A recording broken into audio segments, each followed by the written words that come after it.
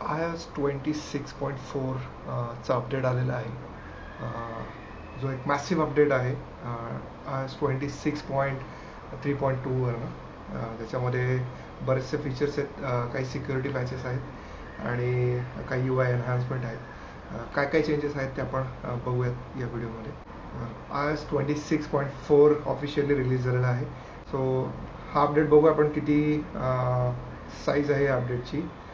तर हा iPhone 14 plus आहे. त्याच्यामध्ये जो अपडेट आलेला आहे त्याची साईज आहे 5GB आणि तो आत्ता लेटेस्ट जो अपडेटेड आहे तो 26.3.2 व्हर्जनवरती आहे.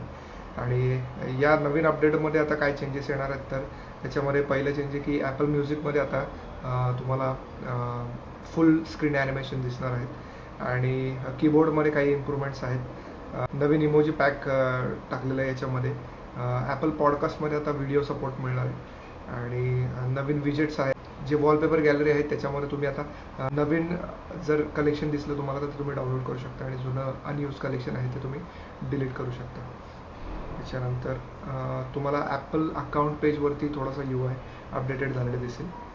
थोडेसे चेंजेस हे आहेत. काही नवीन इमोजीस जे या व्हर्जनमध्ये अपडेट झालेले दिसतील तुम्हाला. त्याच्या व्यतिरिक्त जे सगळ्यात महत्त्वाचं आहे ते आहे सिक्युरिटी पॅचेस. तर जवळपास 37 सिक्युरिटी पॅचेस याच्यामध्ये फिक्स केलेले आहेत. सो हा नक्कीच एक इम्पॉर्टंट अपडेट आहे. दुसरे अजून काही अपडेट्स जे आपण बघायला गेलं तर त्याच्यामध्ये कंट्रोल सेंटरमध्ये तुम्ही जर ड्रॉपडाऊन बघितलं त्याच्यामध्ये पहिले थोडंसं व्हाईट बॅकग्राऊंड होतं, आता टिंटेड बॅकग्राऊंड दिसतं तुम्हाला.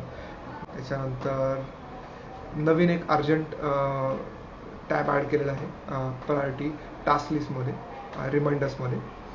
त्याच्यानंतर होम स्क्रीनमध्ये तुम्ही बघितलं तर प्रिव्हियसली तुम्हाला जो ग्लास इफेक्ट आहे तो जास्त दिसत होता. टेक्स्ट नीट क्लिअरली वाचता येत नव्हता. आता तुम्हाला टेक्स्ट रिडेबिलिटी थोडीशी एनहान्स केलेली आहे. तुम्हाला टिंटेड इफेक्ट थोडासा कमी केलं जेणेकरून तुम्ही टेक्स्ट व्यवस्थित रीड करू शकता. सो असे काही चेंजेस या नवीन अपडेटमध्ये आलेले आहेत. सो मी नक्कीच रेकमेंड करेन की तुम्हाला हा अपडेट तुम्ही तुमच्या फोनमध्ये इन्स्टॉल केलं पाहिजे. अशाच काही इम्पॉर्टंट व्हिडिओसाठी नक्की अकाउंट फॉलो करा आणि हा व्हिडिओ आपल्या मित्रांसोबत शेअर करा जे iPhone यूज करतात. थँक्यू.